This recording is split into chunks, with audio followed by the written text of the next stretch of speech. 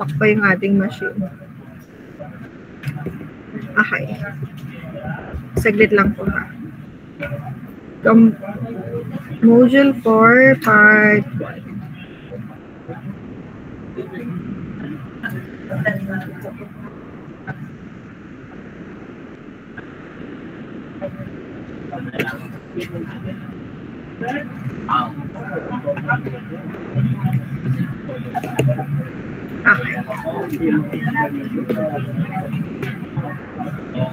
Sure kayo, hindi pa tayo nakapag-hardness test. Nakikita nyo na ba ang presentation? Yes po. Hindi pa kayo nakakapag-ganito? Hindi pa po? Impact testing. Okay. Patig pa lang. Nakapagpatig na tayo, hindi pa rin. Done na po. Done na.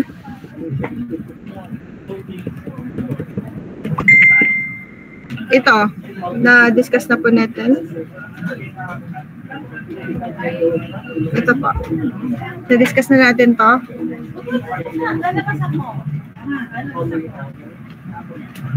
Hello. Hindi pa? Hindi na ako mag-start yung discussion. Ma'am, question po. Yes po. Yung cyclic stresses po by after po niyan or before? Ito po ay after. Ng cyclic? Cyclic. Cyclic po, ma'am.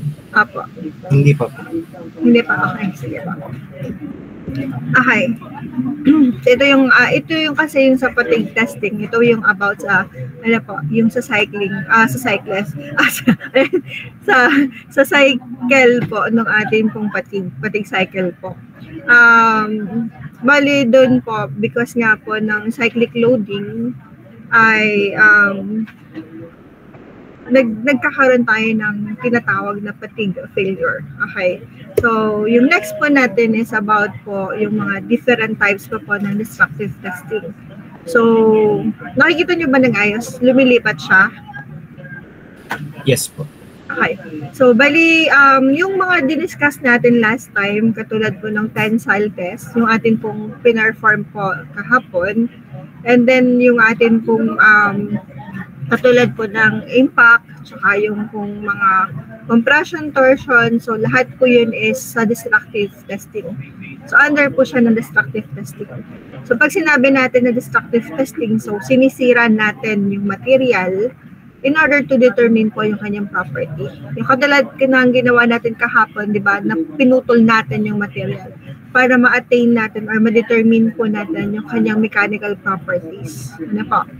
So, bali, yung nga palang atin pong lab report, yung kanya pong guide po natin. So, isisend ko na lang po sa inyo sa, siguro, susunod na araw po.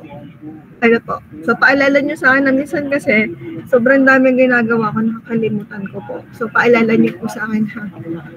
Okay. So, yung mga diniscuss na po natin na pauna po na test, so, ang tawag natin dyan is destructive testing. So, meron pa po siya na ibang type. Yan. So, ito yung mga top. So, we have the tensile, hardness, so impact, tapos ito din, creep. Yan. So, pwede po din tayo mag-test ng about sa creep ng ating material. And then, we have po the fatigue. And meron pa po tayong mga other mechanical tests. But hindi na natin ma-discuss po yung iba pa. Yung mga common lang po yung dinidiscuss natin kasi sobrang dami po nun. Hindi tayo matatapos. Ano po? So, dito po sa mga commonly used na na destructive testing. So, ang sunod natin na i-discuss po is about the hardness testing. So, ito yung pinarform natin ng una. Okay? So, sa hardness testing po, yan. So, ito po yung mga different types ng hardness test na ginagamit po natin. Ito po iba-iba po yung kanyang instrument na ginagamit. And nag-iiba-iba din po sila ng indentar na ginagamit. And also yung formula in order to determine the hardness number. Okay? So, ito yan. Rockwell hardness test. We have the Brinell hardness test. So yung ginamit natin last time, yung una natin experiment, so ang tawag po sa kanya is the Brinell hardness test. And then we have the beakers. And then the next po is the micro indentations. So under po ng micro indentations, so we have the noob at saka yung ating beakers. So ginagamit ito sa mga small specimen po. Yung mga maliliit talaga na specimen. So in micro scale na po siya. Okay? So isa-isay natin itong ito pong ano po, ito pong 5 na to. Itong 4 na to. Okay, so ang una is we have the Rockwell hardness test. Yan. So kapag Rockwell po, lagi niyo tatandaan kapag Rockwell hardness, so meron tayong ginagamit dyan na major load at saka minor load. So ito po yung kalimitan na ginagamit po na test. Yan, kaya lang po, meron tayo dito na different indentor. So, iba-ibang indentor yung ginagamit natin. So, using po the Rockwell hardness test. Okay? So, ito daw po is very simple to perform and required daw po no special skills. Susundin lang natin kung ano po yung step-by-step procedure. Ano po, hindi natin kailangan po na kailangan may i-interpret based dun sa kanyang so kino-compute lang natin yung amount ng hardness niya. Okay? Sabi dito, several different scale may be used from the possible combinations of various indentors and different load. So ang indentor po natin, meron siyang tinatawag na scale. So iba-ibang scale niya. So it depends on the indentor na gagamitin and yung sa load na applied natin. So mamaya ipapakita ko po sa inyo yung table. So paano pag sinabi nating Rockwell A, Rockwell B, Rockwell C. So nakadepende po yun sa indentor na gagamitin natin and sa load na i-apply po natin. So kasi ang indentor po ng Rockwell, so meron po siya na steel ball na 1/16, tapos 1/8, 1/4, tapos meron tayo na 1/2 inch. Inch ang pinag-uusapan natin. So, di ba ang ginamit natin nung last time is 10 mm. Di ba? So, dito po, in terms of the inches naman po siya. And also, hindi lang po steel ball yung ginagamit natin sa Rockwell. So, gumagamit din po tayo ng conical diamond. Yan, indentor. So, ginagamit naman siya sa mga hardest material. So, di ba, ang hardest material natin is the diamond. So, kaya siya ginagamit po na material to determine the hardness of the material. Kasi kailangan ang magiging indentor natin is mas mataas yung hardness compared dun sa itetest natin. Ano po? So, depende din po sa ating material na itetest. Okay?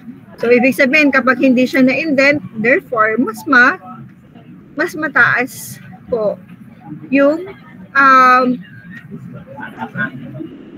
atin pong material compared po dun sa indentor. Okay, so, indentor yung masisira. Okay? So, ito daw po yung ating two types of test. So, we have the Rockwell, tapos meron tayong tinatawag na superficial Rockwell. So, pag sinabi natin Rockwell, ang pinagkaiba po nila is yung load applied natin. So, sa Rockwell po, ang minor load na ginagamit dito is 10 kg.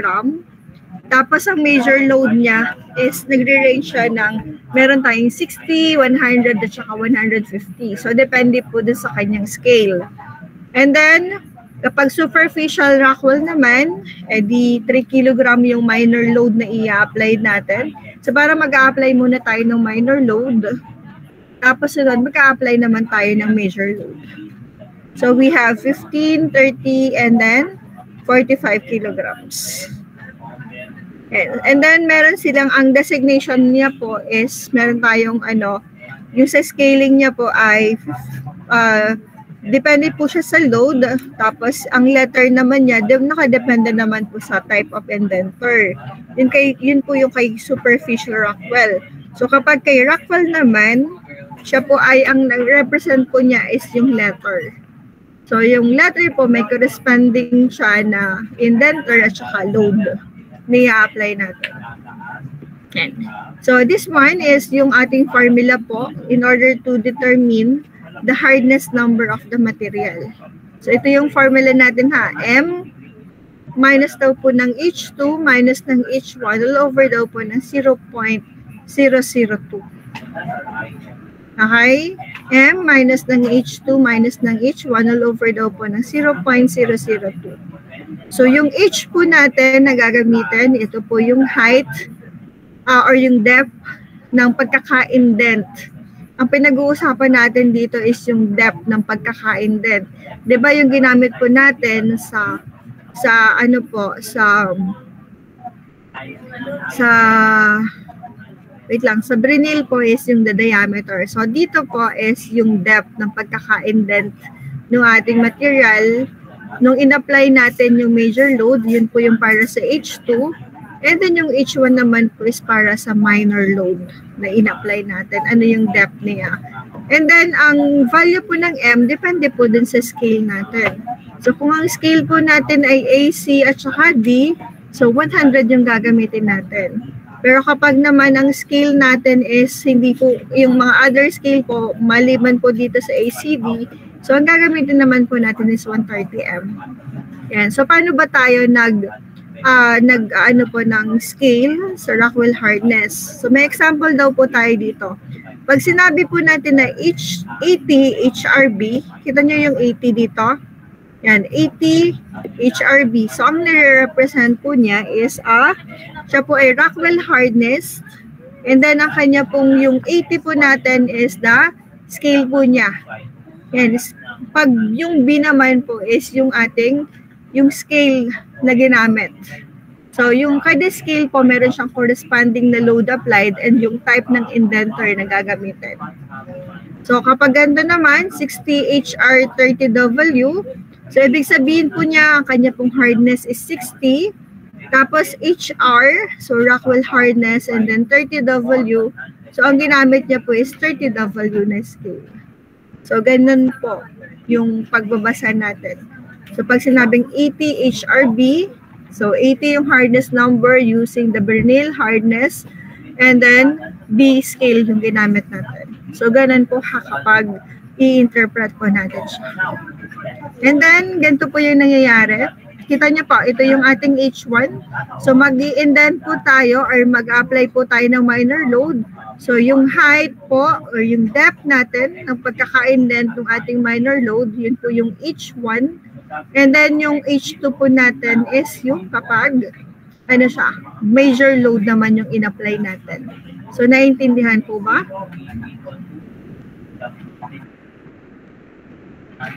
Okay. And then, ito po yung tinatawag natin na scale. Yan, pag sinabi natin scale B.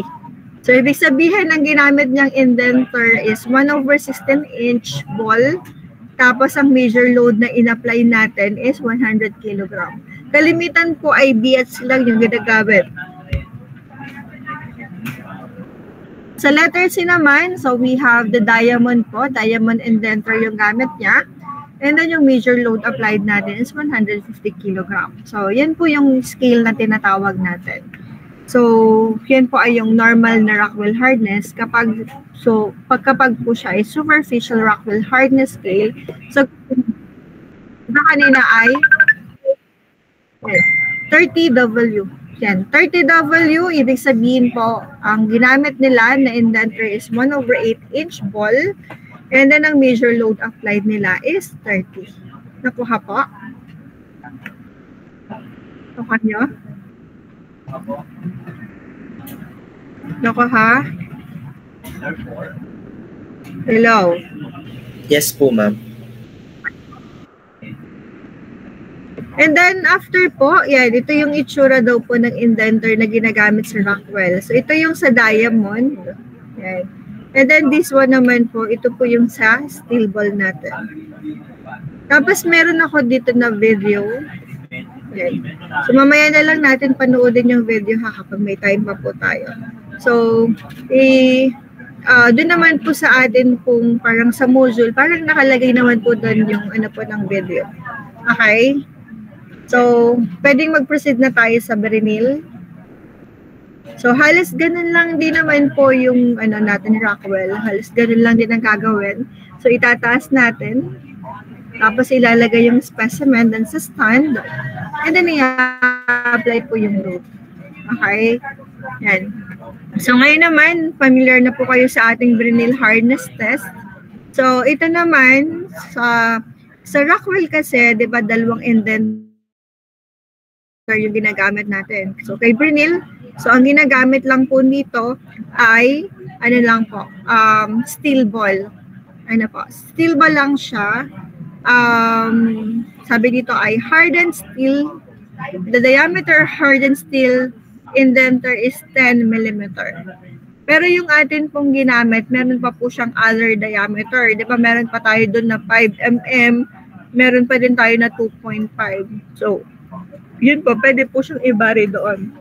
Pero dito po, sa standard po, so ang ginagamit po is 10 mm lang. Ano pa?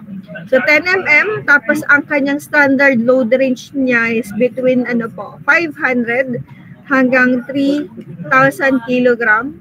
And then ang increment po niya ay 500 kilogram increment.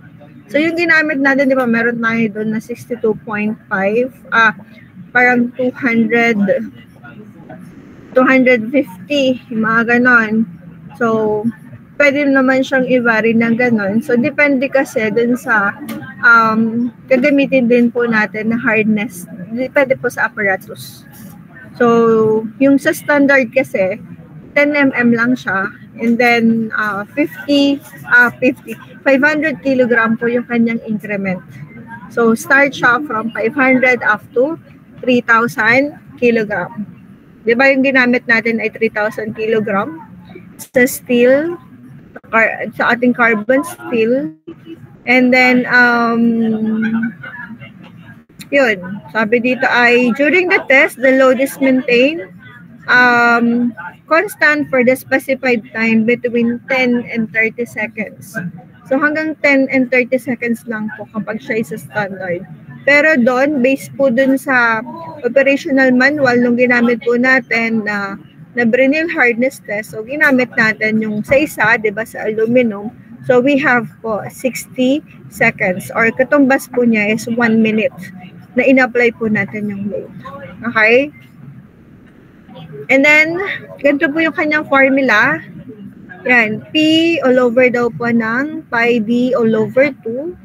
Tapos, multiply by d, minus daw po ng square root ng d squared, minus ng d na maliit squared. So, yan po yung formula natin to determine the BHN. Yan. So, dun po sa ating ginawa, meron din po siya nakalagay po na formula at kung ano po yung unit na gagamitin. Yan. So, dito kasi ay test load niya is, ang ginamit po dito is in kilogram first. And then, diameter po natin ng ball. So, yun po yung 10 mm. And then, yung letter D po is the diameter, the average diameter of the indentations. Ito po, kaya pinapako sa inyo yung X at saka Y po niya na diameter. Yan. So, ini-average kasi yun. And yun yung makukuha po natin na the value po ng D. So, yun yung isa-substitute po natin dito. Nakuha?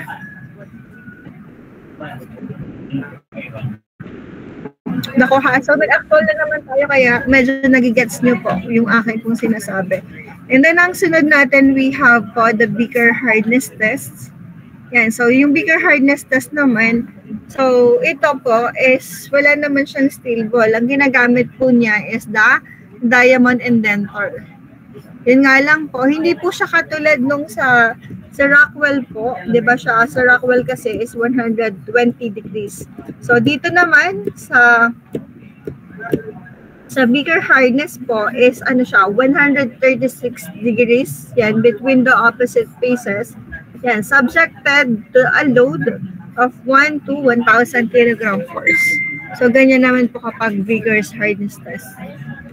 So, iba-iba po yung indentor na ginagamit natin. Okay? Tapos, ang load applied natin is 1 to 100 kilogram force. And yung apply daw ng ating full load is normally 10 to 15 seconds. So, i-maintain din natin. Parang naka-retain po na 10 to 15 seconds po yung load applied natin. And makakompute na po natin doon yung ating hardness test sa Vickers po. So, ganito yung magiging itsura po ng pagkaka-indent niya. So, para po siyang square. But kukunin po natin dyan is the diagonal po ng ating square. Yan. Pa-square po siya. Yan. And then, ito po, yan, pa-square po siya. Kukunin natin ulit yung diagonal po ng isa, diagonal ng pangalawa, and then, i-average po natin. So, para ma-substitute po natin siya dito sa equations na to. Naintindihan? Yes. Okay. And then, ang next po natin is, we have po yung micro-indentation test. So, last na po ito, yan, sa module, para sa part 2. So, micro-indentation hardness. So, ginagamit po ito sa mas maliliit po na specimen. And syempre, kung mas maliliit po yon, mas maliliit din po yung load na ina-apply natin sa kanya. Sabi dito, yan, ang load daw po na ina-apply sa kanya ay nasa 1 to 1,000 grams. Okay?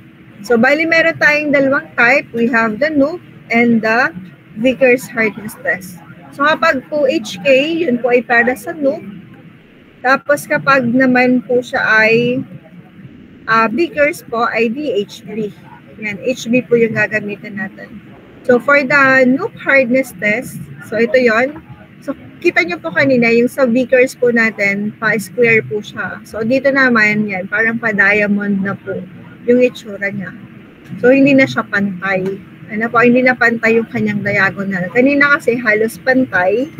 Diba? Ito, yan, halos pantay po yung kanyang diagonal. So, kapag po kay NUP po is hindi. Yan.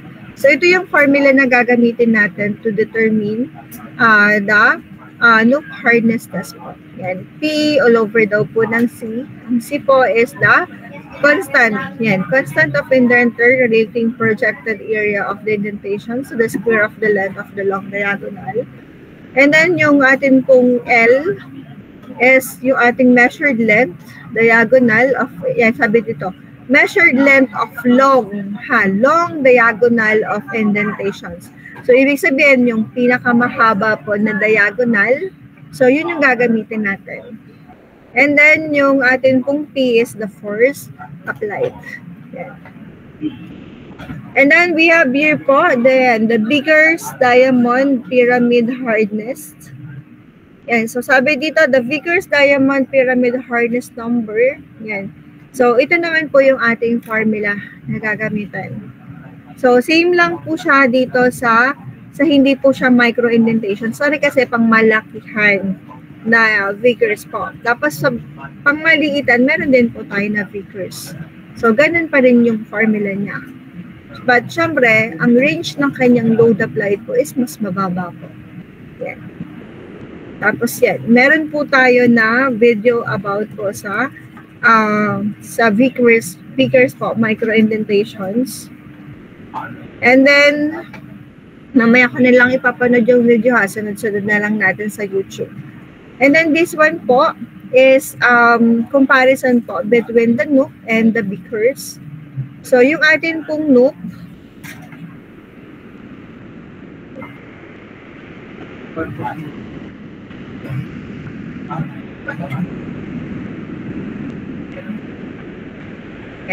so, ari po yung comparison ng dalawa. So, sabi po, Vickers indenter daw po, penetrate. Sabi sabihin, mas malalim po, mas nape-penetrate niya po yung atin pong material about twice as depth daw po na ating NUP indentor. Si Vickers din, sabi dito is about 1/3 daw po of the length of the NUP major diagonal. So, pag sinabi nating major diagonal po is the long diagonal. And then, ang sunod naman po natin is the Vickers test is less sensitive to surface conditions than NUP test. And then, yan, Vickers test is more sensitive, yan, to measurement error than NUP test. And then, pwede din po siya na, ano po, ang viewers din is ginagamit sa mga small rounded areas. Kapag small rounded areas, vickers ang gagamitin natin. Kapag naman siya ay elongated areas po, so mas maganda daw po na gamitin natin is the loop. Okay? And then, ginagamit din po ang loop kapag siya ay very hard, brittle materials and, again, very thin sections. Tapos, nakikita nyo ito yung graph na to. So, may nakikita po kayo sa baba, di ba, na iba. Ito yung Nook, ito yung Brinil, ito yung Rockwell B, Rockwell C, and then dito po yung ating Mu hardness na tinatawag. So, ito yung ating pinakabatayan po to determine the hardness of the material. Yan. So, yung talc po, yung pinaka-soft, and then pinaka-hard po natin is the diamond po. And, itong graph na to, pwede natin siyang gamitin to convert po yung ating pong hardness number. Kasi, ibig sabihin, halimbawa, pag may nakuha po tayo na hardness number na, halimbawa, 270 BHN. So, hindi po nun, hindi po ibig sabihin nun, 270 din po siya pagdating po kay Rockwell, ano po, o kaya ay kay Nook. So, ito po yung gagamitin natin na conversion. So, for example, si BHN po natin is 250. So, dito siya, diba? Kita nyo ga po yung arrow natin? Hello? Yes po. Yan. So, 250. So, ibig sabihin ng katumbas po niya sa Rockwell B is nasa 105. Rockwell hardness, yung HR natin. And then, sa Rockwell C naman po, yan, nawawala ang cursor. Sa Rockwell C naman po is nasa 30. And then, kung ang titing naman po natin is Nook, nasa 350 naman siya. So, pwede natin siyang i-convert. Ano pa, kung alam na natin, so using the hardness number, halimbawa, using the Brinil hardness, Brinil test po yung gagamitin natin. So, pwede natin naman siyang i-convert into other type po ng hardness test. Okay? And then, ito po yung relations po ng hardness sa ating pong tensile strength. Siguro po ano yung magagamit nyo po sa design. Nag-design na ba kayo ngayon? Hindi pa. Next ano pa na? Next ano pa nga pala siya? Prerequisite nga pala ang design ang materials po. So, hindi kayo makakapag-design kapag wala pong materials. Kaya kailangan nyo po itong ipasa. Ano po? Okay? So, bala gagawin po natin, ito po ay estimated na value lang po. So, ito yung correlations between the hardness number at saka yung kanyang ultimate strength. So, ang gagamitin natin dito ay yung sa Brinil hardness number, yung BHN na tinatawag. Yung kinuha, di ba, meron tayong Brinil hardness na nakuha dun sa atin during the experiment. So, yun yung gagamitin natin. So, kung gusto natin ma-estimate po yung ultimate strength ng ating material, so, sabi dito, kapag megapascal po, in terms of megapascal, so, i-multiply lang natin siya ng 3.45. While, kapag naman PSI yung unit natin, so, mag-multiply po tayo ng 500 BHS. Okay? For example po, ang atin daw pong BHN is 300. Nakikita nyo po ang cursor ko? Yes po.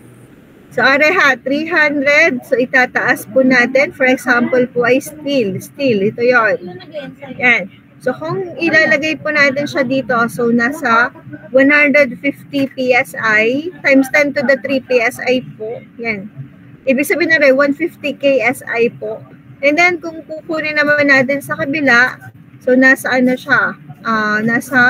Nandito lang siya eh. So, wala pa siyang mga 1-2 lang, 1-1, ganun. Ari yung graph. Yan. So, dito, nasa ano lang siya, mga 1-2, ganun lang po. 1,200. So, kung i-check po natin dito sa ano nito, sa formula na to, na 3.45 times daw po ng HB or yung ating BHN. So, ano po yung magiging sagot natin? So, di ba meron tayong 3.45, tapos i-multiply natin siya sa 300. Ano pong sagot?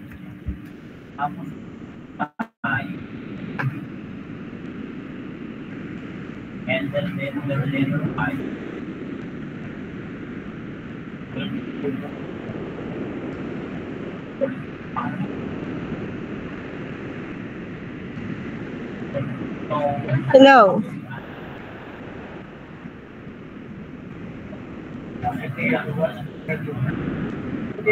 Ano po sagot? 3.45 times BHN of 300 po. 1,000 ano yun? 1,035. 1,035 lang? Oh, sige, tingnan nga natin. Baka mali ang tansya natin kanina. Baka ako nadodoling na ako yung antok na. Okay, are. Yan. Basta nandito lang siya. More than 1,000 po. Are, di ba ito ay 1 pala to? Sorry po. Are pala ay 1,1, are ay 1,2, 1,3, 1,4, at saka 1,5. Tira nyo, duling na talaga ako. So, dito po siya, nandito sa park na to. Di ba ito yon? Yan, nandito siya. Okay. So, nandito sa park na to. So, i-estimate nyo na lang po. O, kapag naman po siya ay using po the PSI, so 500 times 300.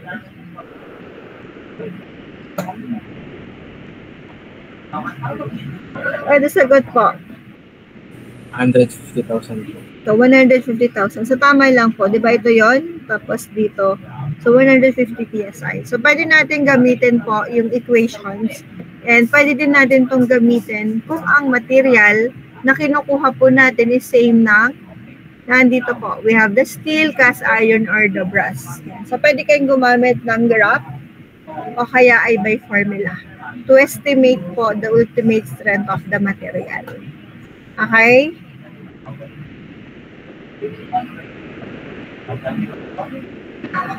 Okay po? Okay. So, hanggang dyan lang po yung discussion natin sa harness test. Yan. So, madali lang naman po siya. So, papanoodin muna natin yung video. And then, after po nun, so may announcement po ako. Or gusto niyo munang i-announce ko po? Hello? Hello po? Hello? Magbibidyo muna tayo? Or yung sasabihin ko po?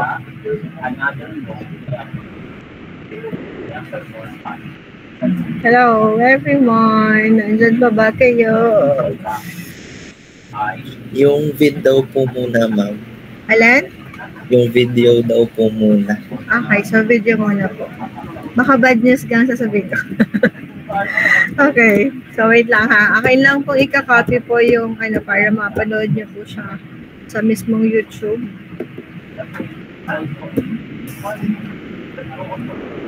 So ito na lang po yung gagamitin. Hindi po masyadong maganda yung video natin sa harness. Hindi ko na na-add na ano po, na-update yung video natin.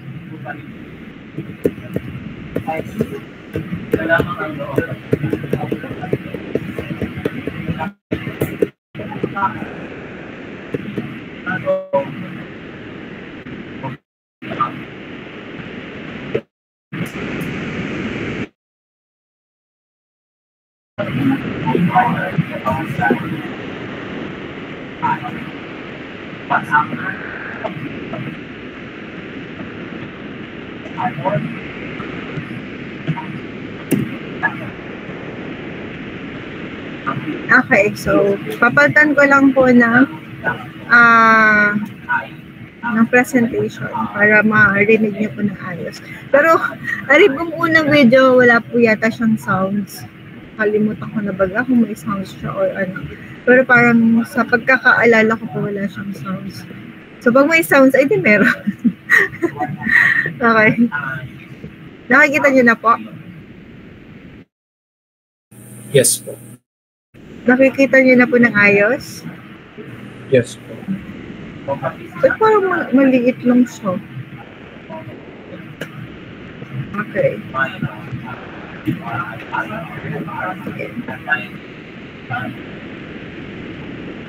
So, okay na po? Nagpa-play na po yung video sa inyo? Okay. So, kung mapapansin niyo po, halos kaparehas lang po siya nung ginamit po natin last time. Ano nga, ang kaibahan lang po nito, meron po tayo dyan na major load and minor load na apply dun sa likod. Na depende po sa load natin na i-apply po. Okay. So, halos ganun lang din po yung itsura niya. So, papalitan lang yung pinaka-stand niya.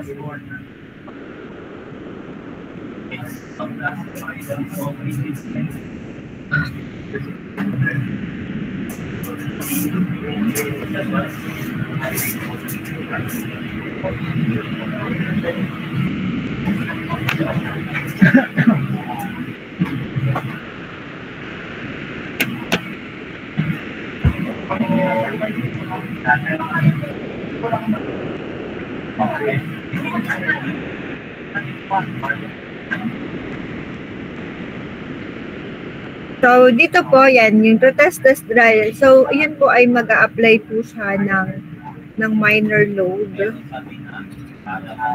Tapos nakikita niyo po, yan. So, 100, yan, 150 na po.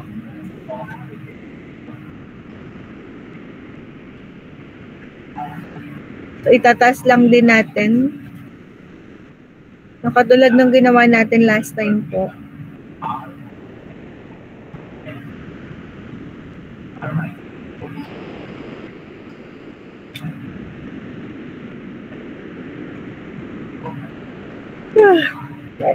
So yan, nag-apply na po dyan ng minor load po.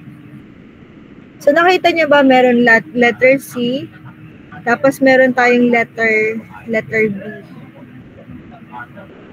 So kalimitan po ay scale B at saka scale C lang yung ginagamit sa Rockwell. So, mag-retain daw po na tayo ng 5 seconds. So, nag-apply na tayo dyan. Yan. So, tapos ni-remove na po yung main pressure. And then, mababasa na po natin dito sa indicator po kung ano po yung kanyang hardness number. So, depende po kung B or C yung ginamit natin scale.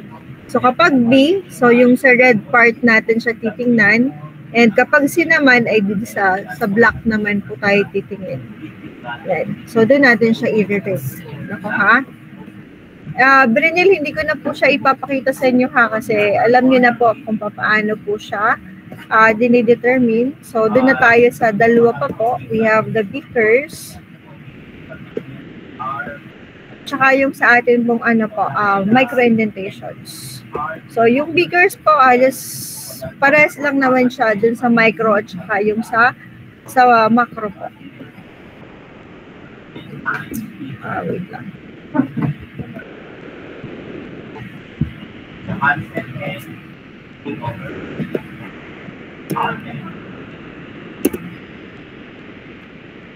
Hello? Is it available na? Wait lang. So, saglit lang po ha. Baka kasi wait lang.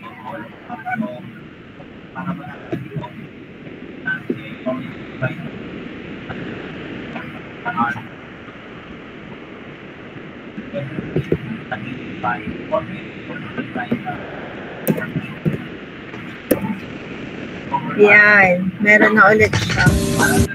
Yan. So, may naririnig na kayo ngayon? Yes po.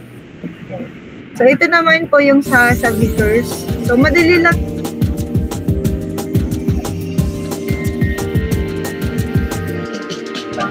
So, the only difference po is yung indenter na ginagamit at yung yung load applied.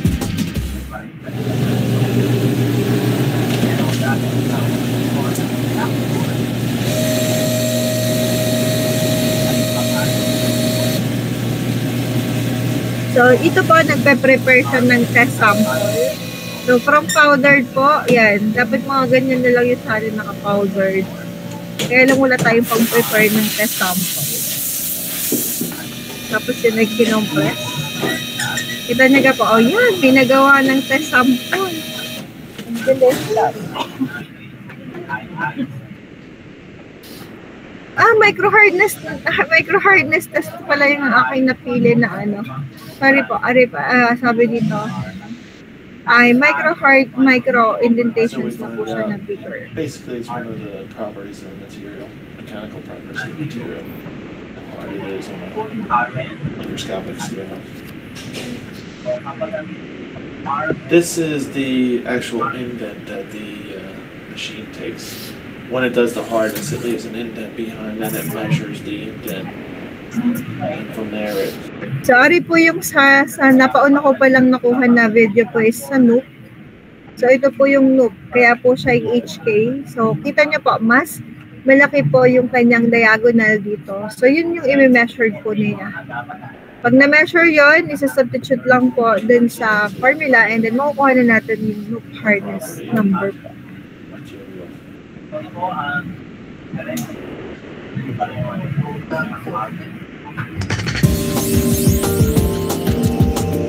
Sorry na po yung sa Vickers, pasensya na at nagkamali ako ng paste ng video. Surf Rose Fresh. Instant Pina Rose Malapa.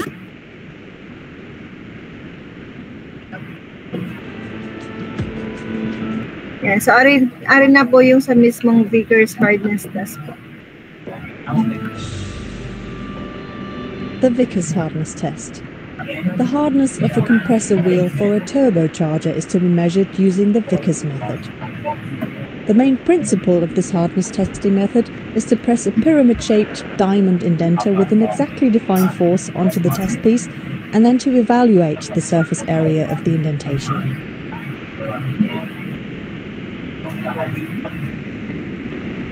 First, the tester has to prepare his testing machine. He takes the Vickers indenter with the four-sided pyramid and inserts it into the mounting device of the testing machine.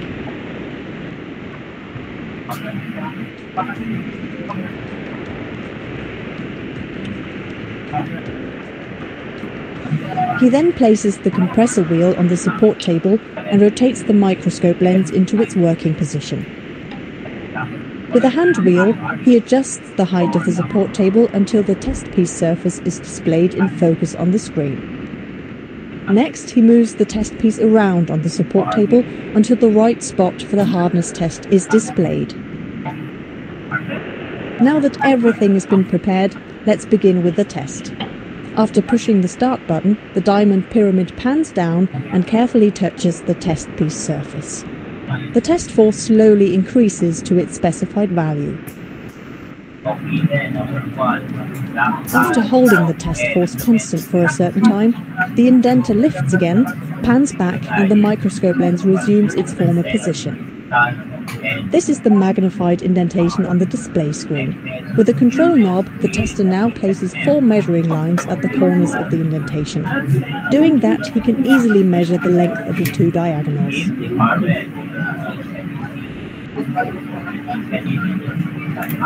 Finally, he only has to push the input key. The Vickers hardness value will then be calculated automatically. It is equal to the test force F in the old unit kilopond divided by the area of the indentation A in square millimeters. The Vickers hardness of our compressor wheel is displayed on the bottom left-hand corner of the screen and amounts to 125.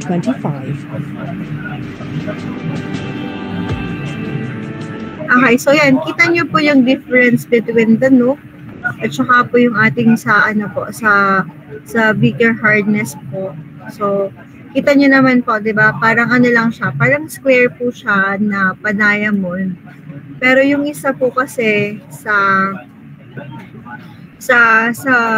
Vickers po, mas mahaba po itong part na to. So dito kasi halos same lang po yung kanyang diagonal. But dun sa isa kasi, mas malaki. Yung diagonal na pinakamahaba, yun po yung gagamitin natin. Okay? So, meron po ba kayong tanong? So, yun lang po yung ating hanggang sa part po ng part 2 ng atin kung ano po. Hardness test po. Any questions pa po? May tanong ka po? Akala ko kasi ano na tayo, pang non-destructive testing. Pero next meeting na lang po natin siya i-discuss po, yung non-destructive testing.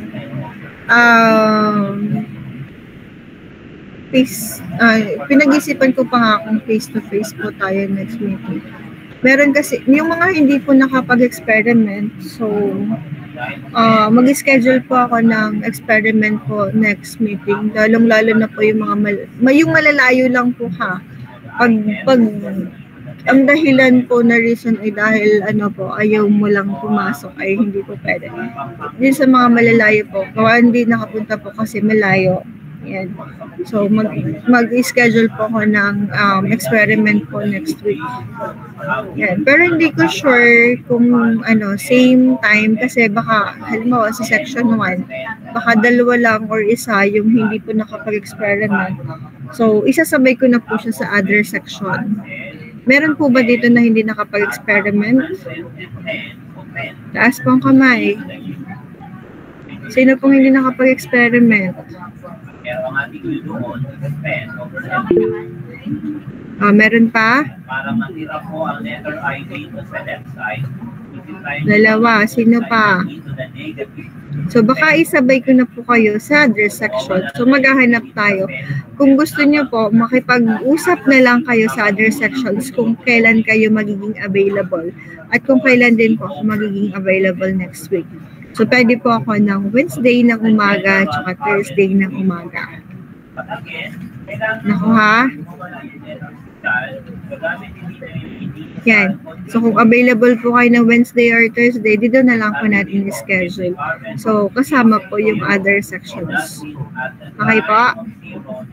Yan. So, iset nyo na lang. Kayo na lang pala magsiset ng schedule.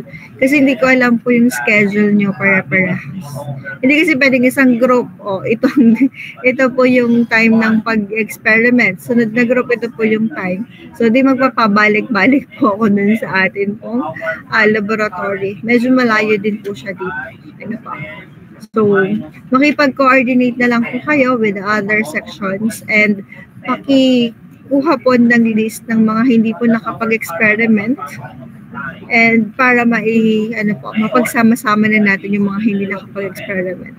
So, para ma-set natin yung date kung kailan po kayo possible po na mag-experiment. Nakuha? Nakuha po? And then, doon naman po sa di ba meron po kayong part pa na magpe-present po kayo ng mga kada material. Di ba may per group po yun, 6 na group. So, magkakaroon po tayo ng, mamimili po tayo ng, ng material na ipe-present.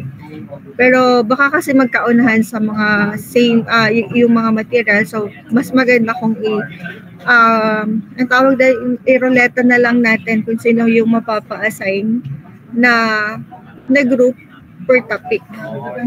Miss Rabino? Yes po, ma'am. Paano na lang ako ng kung halimbawa kung sino mapapa-assign sa ito yung mga topic natin, metals, ceramics, polymers, tapos composite. Naililista mo, Ineng. Tapos ay biomaterial and then the last one po is the nanomaterial. So, kayo naman po dito ang magsasalita. But na lang po ako ng mga additional po na information. So, isisend ko po sa Google Classroom po natin yung ating pong pwedeng maging guide para makapag-present po ng sa kada material po. So, bali, wait lang. Yun po ay graded po ang recitations na, ang ating pong presentation. And maximum po of 1 hour na presentations po per group. Yan. So, kung halimbawa medyo madami po kayong may mga pakulo pa po kayo, pwede po kasi yung iba kasi nagpapagames pa or nag-quiz pa sa mga klase. Basta hindi po siya lalampas ng 1 hour. Para po ma-discuss po natin lahat. Kasi ngayon po ay week ano na ng week natin? Week 11 na ngayon. So, magdi-discuss pa po ako ng part 3 ng module 4. Tapos, magdi-discuss pa po ako ng corrosion. So, after that, saka pa po kayo makakapag-present. Siguro mga isa pa po yung week. So, mga week, mga 13 po tayo makakapag-start ng presentation. Okay, mga week 13 pa po yun. Tapos may experiment pa tayo ng week 14. So, tapos week 17 na po yung atin pong final exam. Kaya tigwa 1 hour lang po. Maximum of 1 hour lang po yung ating presentation. Kasi kapag ako na naman po yung nag-discuss, so masyadong yan, matagal po pag ako. So magdadagdag na lang po ako in case po nakulang. Kulang po yung presentations ninyo. Okay? Miss Rabina, ikaw na ba yung bahalang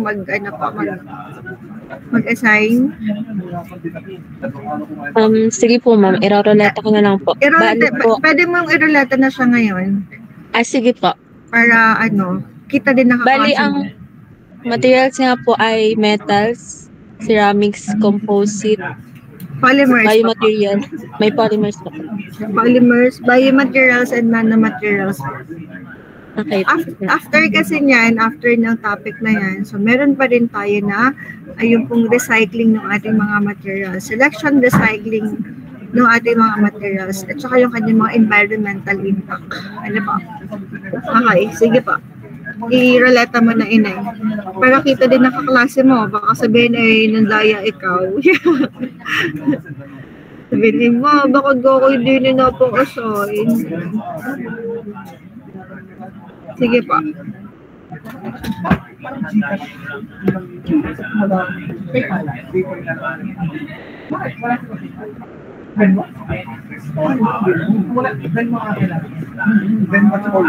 Meron pa ulit ako na na experiment po mamayang 3 p.m. So hindi masyadong nasira ngayon yung machine. Pero inabot pa rin kami ng 4 hours po ng testing sa section sa section 6.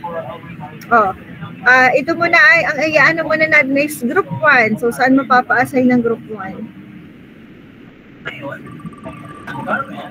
So group 1 tayo ha. Congratulations group 1. So ayan, so ang topic po ng group 1 is composite. I-remove mo na siya. Ayan.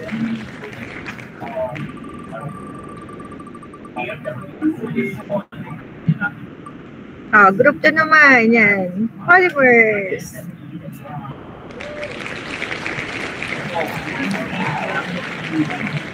Sinong group 1? Sinong group 2? Nakita niyo po kung anong topic niyo na?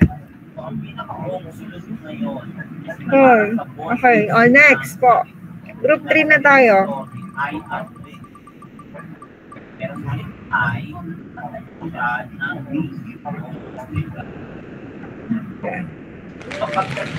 We have the metals. And then, group 4. So, kauna-una magpe-present po ay metals ha. And biomaterials, group 4. And then, group 5. So, kung ano matitira sa group 6 po. Group 5. Yan, pinakamadali po ay nanomaterials. And then group 6 po ay ceramics. Yan, nakuha po. Nakuha, group. Ang sunod-sunod po na pagkakapresent is we have, ang una po natin is the metal. Tapos ay ceramics. Ang pangalawa po ay ceramics. Pangatlo po is polymers. Pang-apat po is composite. And then, pang-lima po is biomaterial. And the last one po is nanomaterial po. So, nanomaterial po yung last po natin. And then, yung pinakahuli-huli po nating topic is recycling. Ano po? Ayan. So, Sa tingin ko, mas okay po kapag may napapa-assign po sa inyo na topic kasi kapag kayo mismo yung nag-present, hindi niyo malilimutan. Ano po? So, tandaan niyo po siya. Ano po? Any questions pa po? May tanong? Hello? Wala po. Hindi ko po sure kung may ano na po. Kapag may specimen na po tayo sa Monday, so mag-experiment na po tayo ng patig. So i-announce ko na lang po sa linggo. Basta ihanda niyo lang po lagi ang inyong mga PPE ha. Kalimitan lang naman ay gloves po. Yan, goggles, hindi ko sure kung ang goggles po ay kailangan po sa sa patig. So i-ready niyo na lang din po. 'Di ba? Meron na naman din po kayo na goggles. And then, yun lang. Yun lang po yung kailangan natin. Ano po. And then, ano pang gagawin natin? So, i-announce ko na lang ha. If ever po na hindi po matutuloy yung experiment natin, ay di tayo po ay magkaklase. Okay? So, mas maganda na patapos na tayo sa experiment. Kasi kapag mga week 14, week 15 pa tayo mag-experiment, so dadagdag pa yan sa inyong mga final requirements. Ano po, matatambakan tayo ng matatambakan. Eh di kapag natapos na tayo ng experiment at naipasa niyo po ang lab report, ay di tapos na kayo sa materials, magpa-finals na lang tayo. Ano po? Okay?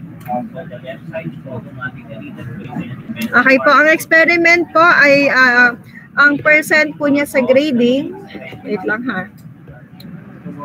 Hanapin ko lang po yung ating nawawala ang syllabus natin. Wait lang.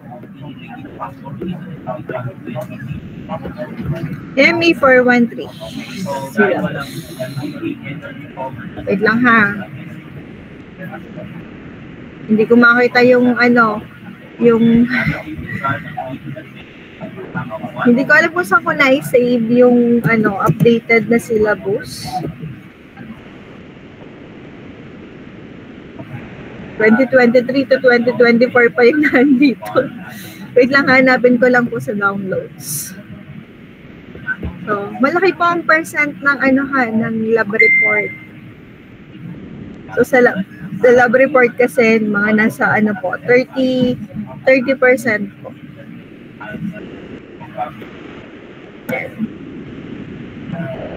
So, dito po, ang ating pong percent ng lab report ay nasa na yun? Yan, ang lab report po natin, laboratory po natin ay 30%. Ang exercises and report po natin ay 30%. Ang midterm po natin at finals ay 20%. So, dun po sa exercises and report, so kasama po dun ang presentation. So, bali po yan, nasa po siya, mga 15% po yung ating presentation. Yun naman po yung hati-hati kayo. Lahat po ng group ay magpe-present. Kasi kapag hindi ka nag-present, wala ka pong grade. Yan. Although, pwede din po kayo, mag-assign na po kayo ng per topic na inyo. So, gawa-gawa kayo, kanya-kanya kayo nagawa ng ng presentation, then combined. I-combine na lang natin yung ipe-present ninyo. So, para hindi po mag-asahan, hindi po pwedeng isa lang ang magagawa ng presentation. So, mas maganda kung pare-pares kayo magagawa ng presentation and then combine yung inyong output. And mag-isip na lang kayo ng pangbuong na activity para sa klase. If may gusto nyo pong magpa-activity sa klase. Pero dapat, ang activity po ay hindi pa madami pa yung activity na time compared po din sa mismong presentation. Mga activity siguro, mga 5 minutes lang. 5 to 10 minutes lang dapat po. Naintindihan?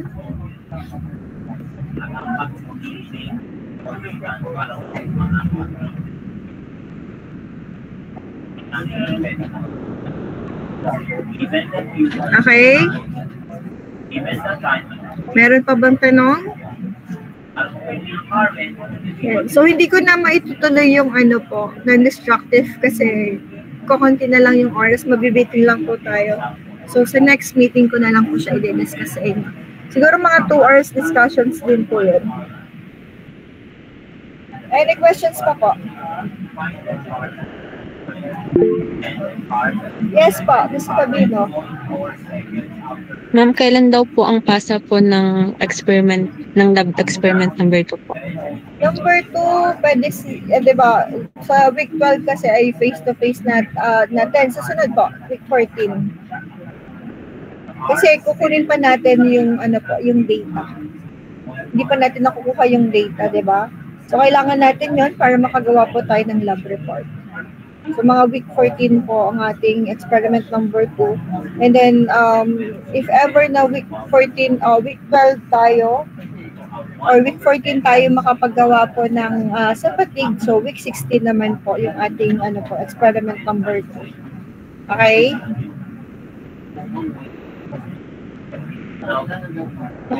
Any questions pa po?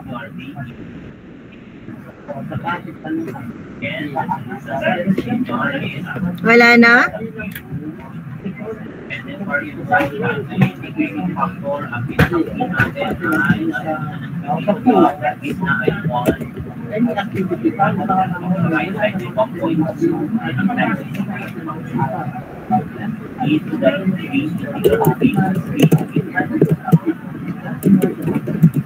May question pa po. Uy, magsalita naman kayo.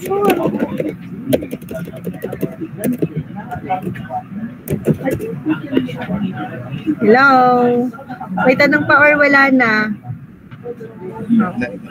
Wala na po ma'am. Wala na po. Sige, next. Yes po, Mr. Dexter. Ma'am, pwede po bang malaman po kung ano po yung mga section na hindi po nakakapag kanina, test po? Marami pong sa section 6 po na hindi nakapag-experiment. Tapos ang section 4 po kasi is baka hindi sila, yun, iba naman yun, baka po kasi hindi sila makapag-experiment bukas kasi nga po, diba, para may mga activity po yung sa student. So, parang cancel po yung mga face-to-face and online classes tomorrow at saka sa Thursday. So, ang O4 po ay sadya na, dun sa mismong time na namin siya mag-experiment sa week 12 in case na hindi matuloy. So, kayo na lang, kasama mo ay nasa ano po. Ang magiging kasama niyo po ay sa O6 po. Madami sa O6. Ang hindi po nakapag-experiment. Okay? So, makipag-ordinate na lang kayo sa O6 po. Ang ano dun is si Thea. Si Thea po ang coordinator ng O6. Okay? And alam niyo na, Okay, thank you po. Okay po. Any questions pa po? May tanong pa po? Wala na? Okay. Wala nang tanong, makikiopen na po ako ng camera for the attendance.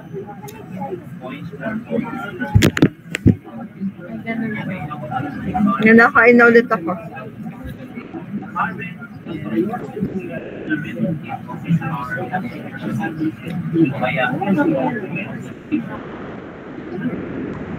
Sisihin natin si Bongbong.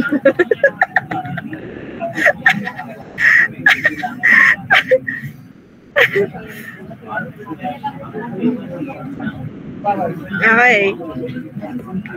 1. Paki-open na po ako dun sa iba pa. 1. Okay, 1, 2, 3. Okay. So, wait lang po ha. Baka hindi po kasi na-screenshot.